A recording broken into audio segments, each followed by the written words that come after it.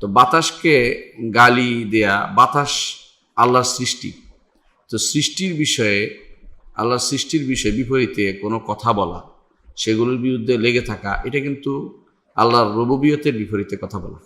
তো তাওহীদের রুবুবিয়তের বিপরীত হচ্ছে এই বাতাসকে গালি দেয়া।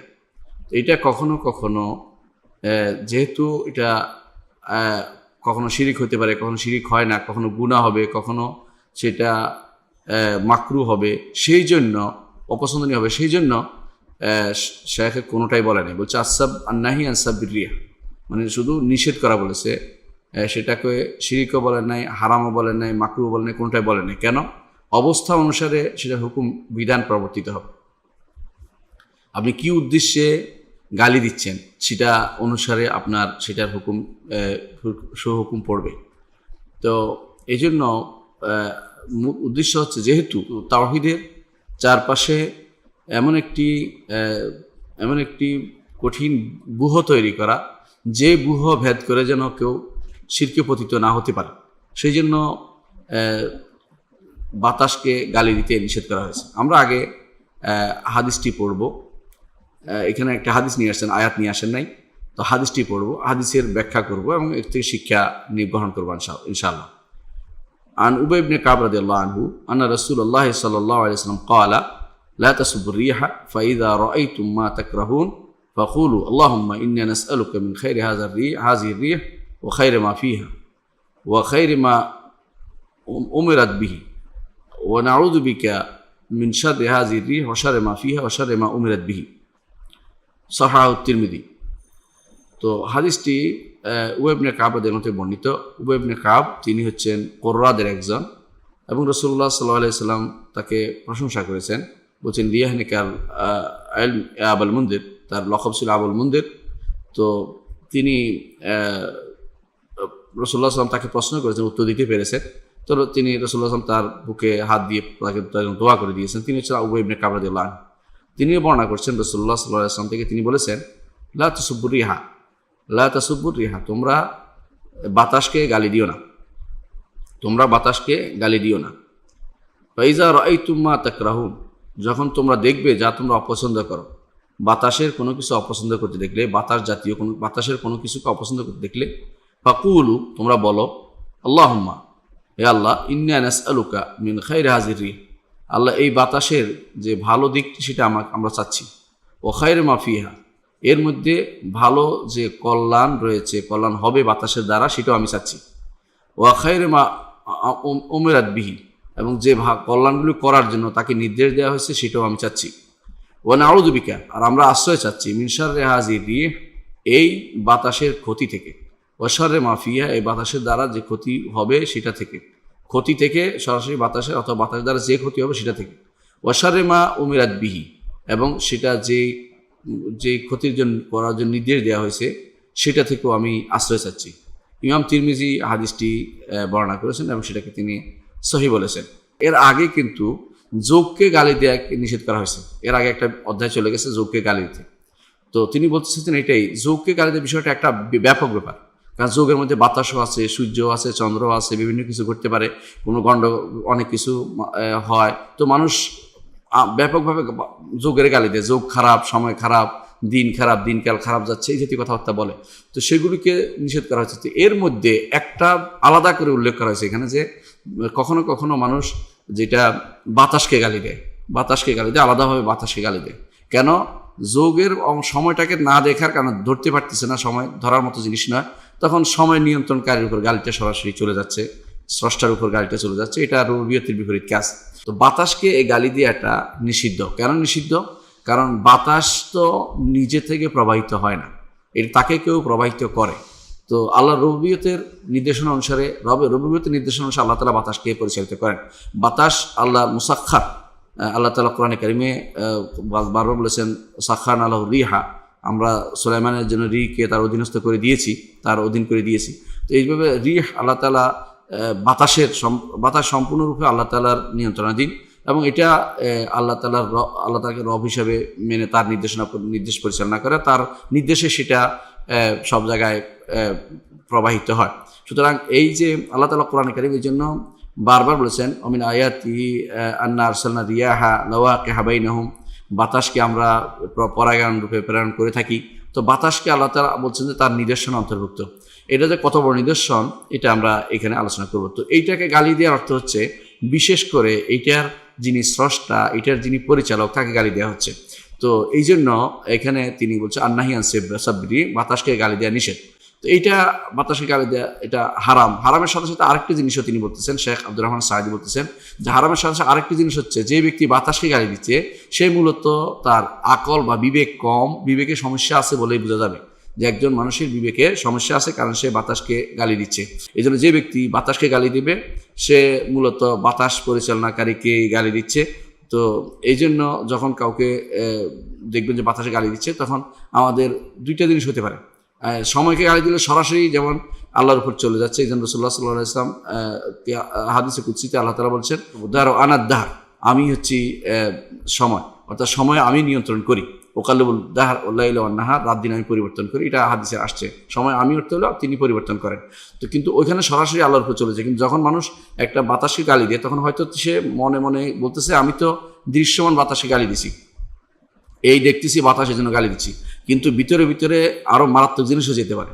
বাতাস কেন দিল আল্লাহ এর উপরে বিরক্তি প্রকাশ করে, রেদাবিল কাদা, আল্লাহর ফয়সালাতে সন্তুষ্ট না করে আল্লাহর ফয়সালার বিরুদ্ধে গালিগালাজ দিতে কিছুই হবে না। বাতাসের গালি দিলে কি বাতাস বন্ধ হবে? সারা দুনিয়ার মানুষ যদি একাত্তর করে তারা গালি দিয়ে কোনো কাজ হবে না, কারণ বাতাস যার নির্দেশে চলে, তার নির্দেশ অনুসারে বাতাস প্রবাহিত হচ্ছে এবং সেটা যথাযথভাবে জায়গা মতো পৌঁছে যাবে। এই বাতাসটার মধ্যে বিভিন্ন রকমের উপাদান থাকে। আপনারা জানেন যে মানুষের উপকারী উপাদানগুলো মানুষের কাজে লাগে, আর অনেকগুলো গাছের কাজে লাগে, কিন্তু কোনোটাই মানুষের জন্য কোনো অপকারী হলেও অন্যের জন্য সেটা অপকারী নয়। সেটাও তো বাতাসকে গালি দেওয়ার অর্থ হচ্ছে আপনি কিন্তু আল্লাহর নেয়ামতকে অবজ্ঞা করলেন। আল্লাহর নেয়ামতকে অবজ্ঞা করলেন, এটা একজনের ছোট কুফরি হতে পারে যদি কোনো স্বাভাবিকভাবে অবজ্ঞা করেন, আর যদি কোনো বড় ধরনের অবজ্ঞা হয়ে যায় বড় কুফরি এবং শিরকে রূপান্তরিত হতে পারে। বাতাসের সাধারণত চারটি ধারা আছে। একটি হলো উত্তর দিকের বাতাস, দক্ষিণ দিকের বাতাস, পূর্ব দিকের বাতাস, পশ্চিম দিকের বাতাস। এটা সবাই বুঝে, এটা বলার দরকার নেই, এটা শুধু বলার জন্য বলা। আবার আরেকটি বাতাস আছে ঘুরানো বাতাস, চতুর্দিক থেকে ঘুরে বাতাস আছে, কখনো একদিক থেকে আসে আরেক দিক ঘুরে দেয়। এইটা হচ্ছে মারাত্মক বাতাস। এই বাতাসকে বলা হয় নাকবা, আরবিতে বলে, অর্থাৎ বিপজ্জনক। এই জন্য দেখবেন আমাদের দেশে যখন এরকম বড় ধরনের বাতাস প্রবাহিত তখন বলে যে এত নম্বর মহাবিপদ সংকেত।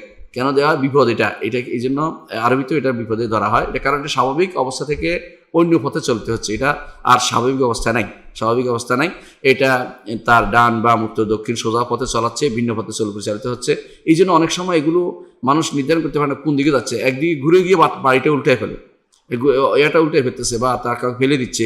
অনেক সময় সে একটা এমনি আছে যে গাড়িটা এদিকে চলবে, গাড়ি ঘুরে অন্যদিকে ফেলে দিচ্ছে। তখন তাহলে বোঝা গেল মানুষের কিন্তু নিয়ন্ত্রণের বাইরে জিনিস। এটা বুঝতে হবে মানুষের কত অসহায়, এটাও প্রমাণ করে যে মানুষের আল্লাহর সৃষ্টি, আরেকটা বাতাসও আল্লাহর সৃষ্টি।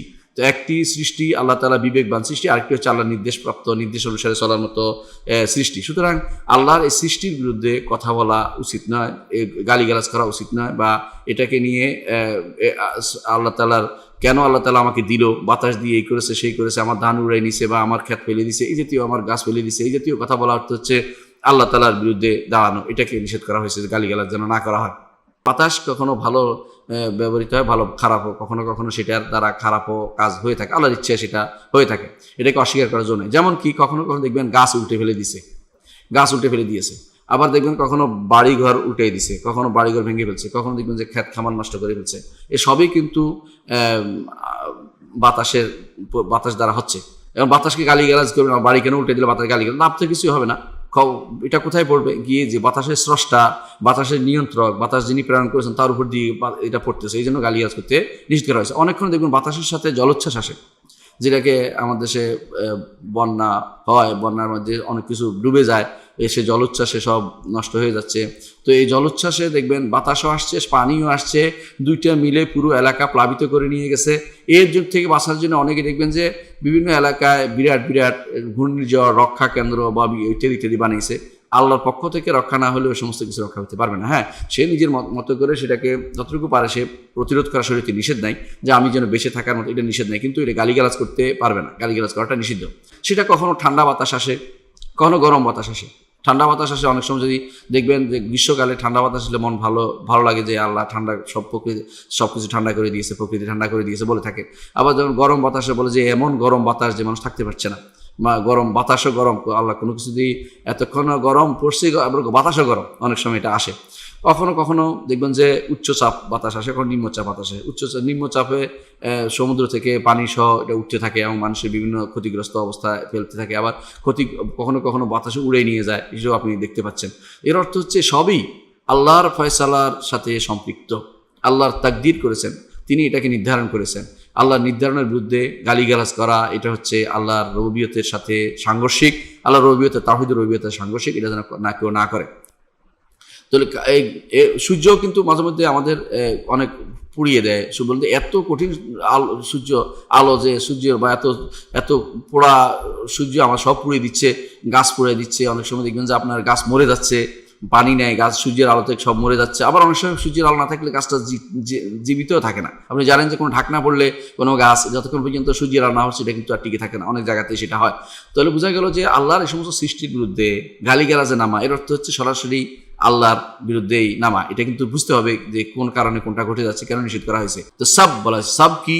দোষ ধরা, লানত করা, দোষ করা, গালি দেয়া, গালিগালাজ করা, দোষ ধরা, তাকে খারাপ বলে চিত্রায়িত করা।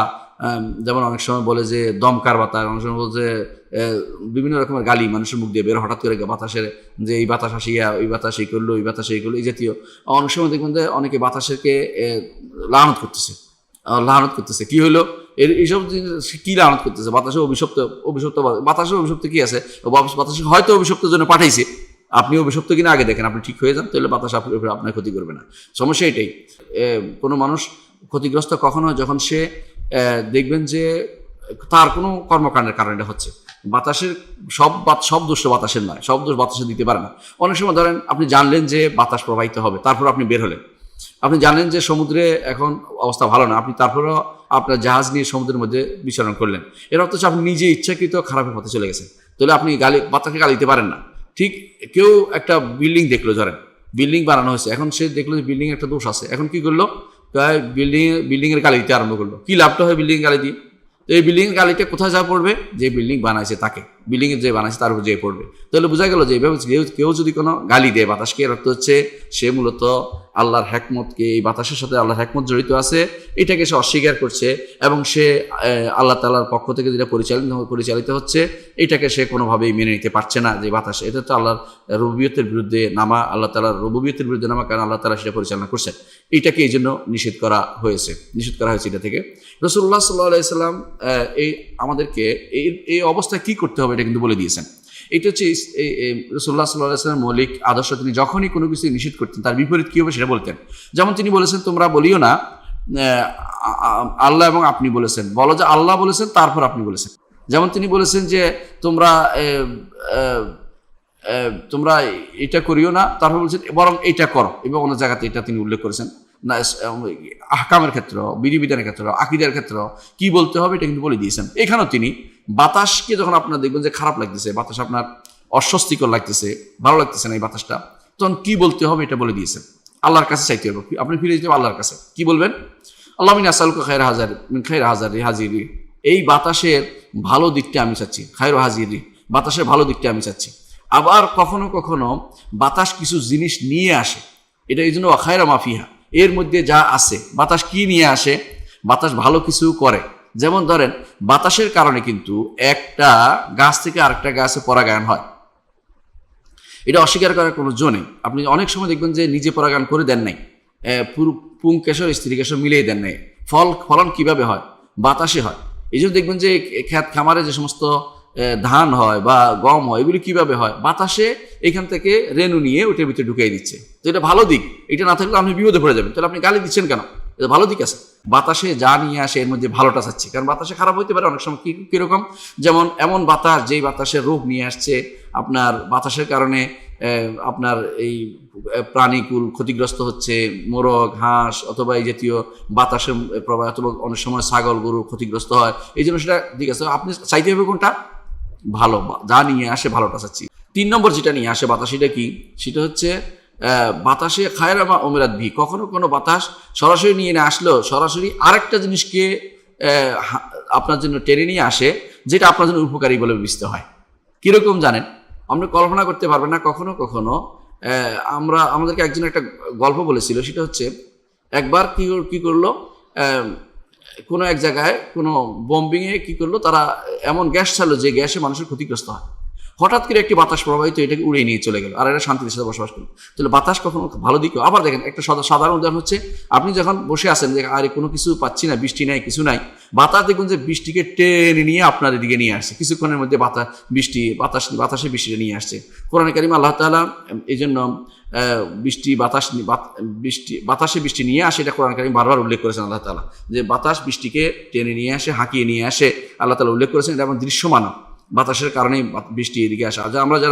আপনারা যারা বিমানে উঠেছেন আপনারা সবাই দেখেছেন যে বৃষ্টি কিন্তু অনেক নিচে, মেঘমালা এগুলি নিচে, মেঘ কিন্তু নিচে, বিমান কিন্তু অনেক উপরে উঠে যায়। এটা হচ্ছে এই নিচে যেখানে, এখানে কিন্তু বাতাস প্রবাহিত হওয়ার কারণে আপনার মেঘটা এদিকে যায়, ওইদিকে যায়। শুধু পড়ে থাকলে কিন্তু সেটা এদিক সেদিকে যাইতো না, বাতাস যদি না থাকতো। অনেক সময় মানুষ এই জন্য করে যে যদি আল্লাহ বাতাস দিত, মেঘ আসতো বলে, বা বৃষ্টি আসতো বলে, কেন মেঘ এখানে কাছাকাছি চলে আসতো, এরপর বৃষ্টি বর্ষণ হইতো, বাতাসের কারণে সেটা হয়তো আল্লাহর ইচ্ছা, তো বিভিন্ন কারণে সেটা আসতো আমাদের উপর। তো সে ভালো দিকও আছে। তো খায়রুমা উমিরাত বিহি, তাকে যে নির্দেশ করার জন্য নির্দেশ দেওয়া হয়েছে, সরাসরি আমার গায়ে না লাগলেও আরেকটা জিনিস কি করবে, সেটা আমার গায়ে লাগবে। আবার আশ্রয় চাইতে বলা হয়েছে, যে আমরা আল্লাহর কাছে আশ্রয় চাই। রাসূলুল্লাহ সাল্লাল্লাহু আলাইহি ওয়াসাল্লাম দোয়া করেছেন, ও নাউযু বিকা, হে আল্লাহ আমরা আপনার কাছে আশ্রয় চাই মিনশার রেহাজির রিহ, এই বাতাসের ক্ষতিকর দিক থেকে। তো আল্লাহ তাআলা মূলত এই নির্দেশ দেন। এটা একটা জিনিস মনে রাখতে হবে।